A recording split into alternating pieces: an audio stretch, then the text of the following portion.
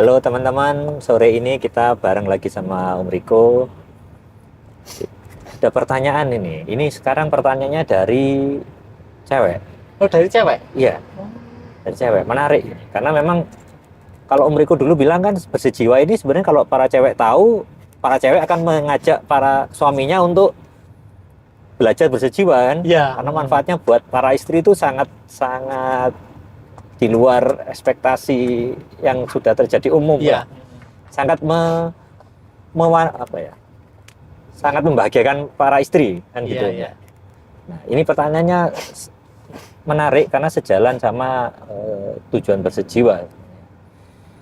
Banyak para istri itu susah untuk dirangsang, susah untuk menikmati sentuhan. Ya termasuk susah, cairannya susah, bahkan masih muda sudah frigid. Ya. Jadi dia kurang bisa menikmati aktivitas ranjang. Iya, ini penyebabnya apa sebenarnya? Jadi penyebabnya itu kalau bisa kita perdalam ya, bukan sekedar dari anatomi ataupun fisiologi, sebenarnya adalah dari emosi kebencian. Kembali lagi ke emosi ya? Ya, jadi bisa dipastikan pasti ada pendaman kebencian terhadap diri sendiri. Dan ketika kita benci terhadap diri sendiri, otomatis kita akan membenci pasangan kita dan orang lain. Nah, ketika kita benci sendiri, terus akhirnya kita benci ke pasangan kita, otomatis kita nggak bisa menikmati sentuhannya. Itu sih. Dari situ kan lama-lama terjadi rigiditas. Sebenarnya jujur susah mengakui ada kebencian terhadap diri sendiri. Itu kita cari, kita dalemin perasaan kita atau gimana untuk membuat kita sadar, oh iya saya ada kebencian sama diri saya sendiri. Kita harus mengakui. Intinya kita harus, yang terpenting dalam kehidupan ini adalah jujur terhadap perasaan kita sendiri. Perasaan apa yang sebenarnya kita rasakan terkait diri kita sendiri. Apakah kita benar-benar mencintai diri ataukah membenci diri kita. Nah, kebanyakan orang nggak mau melihat faktanya secara aktual. Kenyataannya perasaannya itu nggak enak terhadap dirinya, tapi dia berusaha mencintai. Akhirnya kan kamuflase. Padahal dia pada dasarnya tetap membenci. Itu yang fatal di situ. Dan kenapa kok kebencian ini menjadi topik utama dari kehidupan manusia? Nah, karena sejak kecil kan kita terbiasa diajarkan untuk membandingkan. Iya. Orang tua kita ya nggak nyalakan orang tua karena memang mereka juga dapat hal seperti itu dari orang tuanya dan orang tuanya lagi dari orang tuanya lagi. Memang seperti lingkaran setan lah. Kalau kita tidak putuskan di generasi yang sekarang ya fatal. Yang umum itu juga, wah aku nggak bisa gini tuh karena suamiku kurang enak, suamiku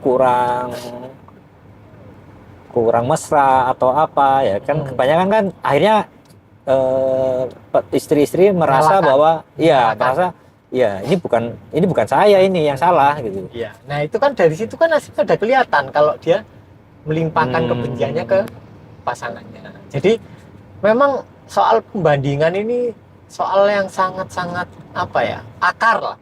Kan kita dari kecil itu dari umur SD, TK itu kita pasti sudah dibandingkan dengan entah sama anak tetangga atau bahkan sama adik kita sendiri. Kayak misal kita nggak jago matematika lah, pasti kita dibandingkan sama tetangga. Ini loh, Andi loh jago matematika, kamu kok nggak bisa gitu aja, kayak gitu kan. Nah, padahal setiap anak kan terlahir dengan kapasitas yang beda-beda. Jadi keunikannya itu beda-beda. Misal seorang anak terlahir sebagai benih mawar, ya kan harus ditumbuhkan sebagai mawar kan. Dia nggak mungkin bisa ditumbuhkan sebagai benih kaktus. Nah, kalau kita berusaha menumbuhkan benih mawar sebagai kaktus, akhirnya kan benih mawarnya nggak tumbuh, tapi kita ganti kaktus plastik kan. Dan itu nggak akan bisa ya. Dan itu akan merubah ya. Akan buruk, sangat buruk. Jadi orang itu kayak seakan-akan kepribadiannya itu kayak nggak ada bagus-bagusnya akhirnya. Kayak bertolak belakang. Itu yang bahaya ketika kita terus ikut ke tradisi yang membandingkan diri kita dengan orang lain, dan dari pengalaman kita waktu kecil akhirnya kita belajar untuk membandingkan diri kita sendiri. Waktu kecil kan kita dibandingkan sama orang tua atau sama saudara kan. Nah, waktu beranjak dewasa kita membandingkan diri kita sendiri. Diri kita sendiri kita bandingkan dengan orang lain. Loh, orang itu kok bisa punya mobil, kok aku kok belum. Nah, dari situ kan otomatis akhirnya timbul kebencian terhadap diri sendiri kan. Iya. Pelan-pelan kan, nah karena kebencian itu rasanya nggak enak, ketika terjadi gejolak atau emosi kebencian ya kita berusaha menghindari. Oke, berarti yang pertama perlu kita cek rasa benci terhadap diri sendiri. Ya, Ya. itu. Oke. Kalau misalnya karena masalah keluarga, ya konflik dengan suami Ya. atau enggak ada ya enggak klop sama suami, itu juga bisa mempengaruhi rigiditas tadi. Sangat bisa. Jadi ketika tidak ada apa ya, tidak ada state cinta saat itu, waktu konflik kan berarti state kebencian kan. Kembali lagi ke kebencian ya? hasilnya. Oh iya. Ketika iya. kita menyimpan kebencian, maka peristiwa-peristiwa yang terjadi akan cenderung memicu simpanan kebencian kita. Oh, itu mengundang kesadaran kita bahwa kita ada rasa benci Ya, sebetulnya semesta itu pasti menghadirkan perasaan, menghadirkan peristiwa agar apapun yang kita simpan itu bisa terilis. Tuh. Cuma kita kan kebanyakan nggak ngerti kan, akhirnya kita menolak, nggak mengizinkan perasaan itu terilis. Akhirnya ya sudah dipicu terus sama peristiwa-peristiwa yang memicu kebencian. Makanya banyak ya mungkin aku pun juga pernah ngalamin sesuatu, ntar besok terulang lagi, kapan lagi terulang looping lagi, lah. looping ya. Looping. Jadi ketika masih ada simpanan kebencian ya peristiwa-peristiwa kebencian yang akan muncul Iya. di sekitar kita. Itu dengan mirroring ya. Dengan mirroring. Jadi ketika seseorang frigid bisa dipastikan dia membenci dirinya sendiri. Nah, kebanyakan orang yang mengalami frigid kan kebanyakan adalah korban kasus pemerkosaan. Di usia muda itu dia udah frigid. Nah, karena itu, karena dia merasa bersalah yang pertama, dan yang kedua membenci dirinya sendiri. Membenci dirinya sendiri karena mengalami itu ya. Mengalami itu. Jadi memang yang sangat krusial adalah tentang merilis perasaan atau emosi-emosi yang terpendam di dalam tubuh kita. Jadi sebenarnya emosi itu kan sudah masa lalu ya. Tapi kita gendong terus hingga sekarang. Kita gendong terus, kayak ibaratnya kita melangkah tapi gendong tas yang berisi bebatuan, nggak penting. Nggak penting. Kan tinggal kita buang aja tas kita, udah. Tinggal enteng, dibuang kan? aja ya. Tinggal dibuang dilepas aja. Ya. Nah, iya, kesadaran untuk melepas itu ya yang perlu kita kenali ya. Ya. Perlu kita tahu ya, teman. Perlu kita praktekkan. Aslinya itu bukan batunya yang melekat pada kita, tapi kitanya yang melekat pada batu. Kan kita kayak menggenggam batu kan. Iya. Nah, pertanyaannya orang-orang itu aneh, gimana cara melepaskan emosi? Kan aneh. Padahal mereka yang melekat. Ya tinggal kamu genggam batu, ya tinggal kamu lepas genggamanmu, selesai. Iya kan? Iya. Itu. Nah, ya ini menarik sih. Dan ini terjadi mungkin ratusan kali dalam satu hari kan. Ya. Kita melihat status Facebook muncul emosi, melihat statusnya WA muncul emosi, entah emosi senang, emosi sedih gitu ya.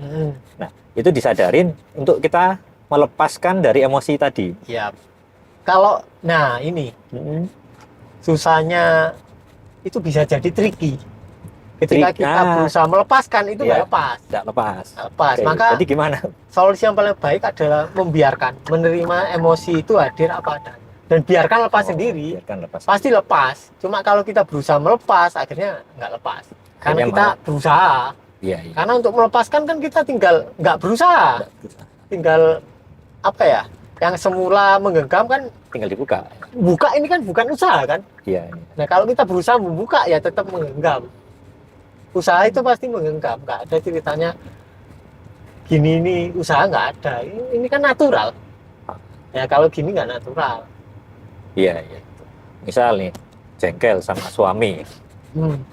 Untuk melepaskan rasa itu gimana? Misal habis hubungan, wah jengkel suami kok cuma 3 menit udah selesai atau 1 menit udah selesai gitu. Nah, itu pola untuk melepasnya diterima saja atau teknisnya gimana? Diterima aja. Jadi ketika kebanyakan dari kita karena emosinya nggak nyaman, kita merasa itu tidak seharusnya dialami.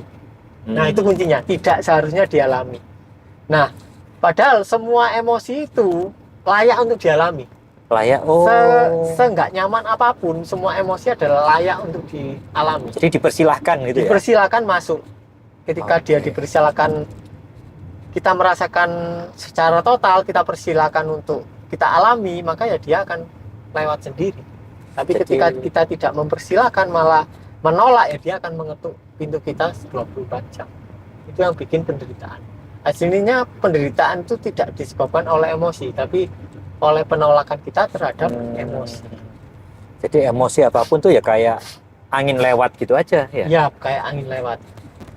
Kita yang Kita memberi yang penilaian, yang melawan angin, kita karena melawan. kita melawan angin, anginnya melawan balik terus. Akhirnya Oke. dari situ kan kita harus melawan terus 24 Iya, jam. iya. Bahkan dalam tidur kita ya kita Iya. harus melawan. Kalau nggak gitu kan ya meledak. Iya, iya. Termasuk mimpi-mimpi buruk. Iya, itu kan karena kita di keseharian kita nggak menerima emosi kita apa adanya. Ketika kita menerima semua emosi kita, ya kita nggak mungkin mimpi. Iya. Kalau kita mimpi berarti di siang harinya masih ada emosi yang belum kita terima. Penjelasan gini nih ada ya Om ya di Bersejiwa. Ada. Jadi walaupun para istri itu bisa juga praktek teknik-teknik di Bersejiwa. Seharusnya Durasi bersejiwa itu dipraktekkan oleh dua satu oleh dua pasangan ya. insan, oleh pasangan, Keren. biar Keren. bisa sama-sama belajar kan. Soalnya ketika ya bisa sih salah satu pihak belajar, terutama kalau yang cowok dulu mau belajar itu pasti yang cewek akan mengikuti.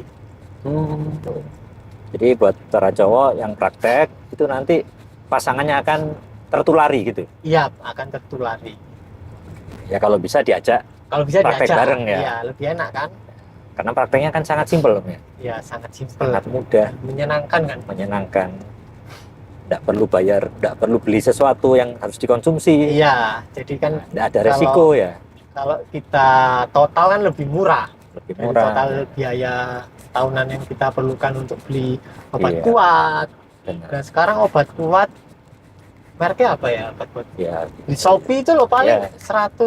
150-an lah. 50-an Itu paling buat seminggu kan? buat seminggu Buat ya. seminggu. Kalau Nah, diminum rutin. sekarang dikali 150 kali 1 bulan kan berarti 600 dikali Iya. 1 tahun. 600 kali 12 berapa? Jadi kalau di Bersejiwa 72. kita tidak konsumsi apapun, kita prakteknya latihannya itu terapi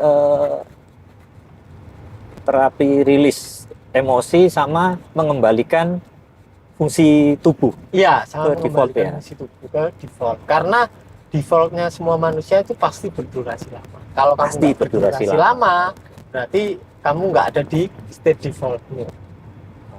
Jadi kayak HP perlu direset ulang. Ya, jadi sudah satu pasangan ya, cewek itu butuhnya 7 menit minimal, Hmm. cowok pun sebenarnya bisa Cowok sebenarnya defaultnya sudah lama. bisa.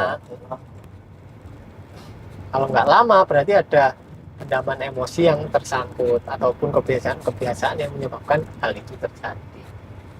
Nah,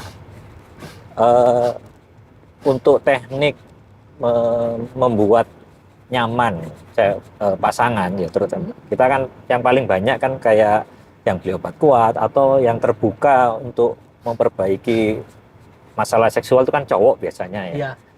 Cuman kan lebih ke kemampuan si cowoknya itu sendiri. Hmm. Nah, di Bersejiwa ini gimana? Apakah yang diperhatikan si cowok itu berpengaruh langsung sama si cewek selain durasi lamanya ya, misal keintiman, misal sentuhannya jadi beda, perhatian kita ke istri jadi beda gitu. Itu ada nggak di paket materi Bersejiwa ini? Ada, jadi di Berjiwa ada namanya sentuhan bernyawa. Jadi biasanya Apalagi? kita menyentuh kan nggak sadar. Nah, kita belajar bagaimana menyentuh dengan sadar sehingga sentuhannya itu jadi beda.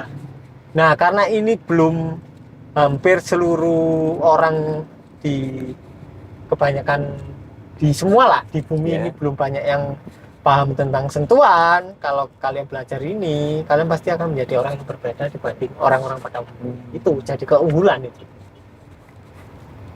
Iya, iya. Karena dari beberapa istri ya, yang istri ini ikut Bersejiwa langsung atau karena suaminya ikut Bersejiwa, itu komentarnya adalah saya lebih mudah sensitif sekarang. Disentuh dikit saya udah bahagia Udah gitu kan, naik. udah naik kan, udah pengen Senang. gitu. Ya memang gitu. Ketika kita sudah kembali ke default, itu aslinya kondisi default.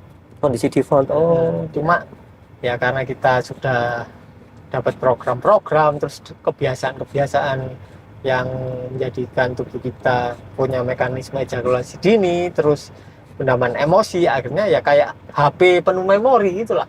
Kita perlu Iya, iya. merestart ulang biar default. Oke, jadi sangat recommended ya untuk pasangan terutama. Mm-mm.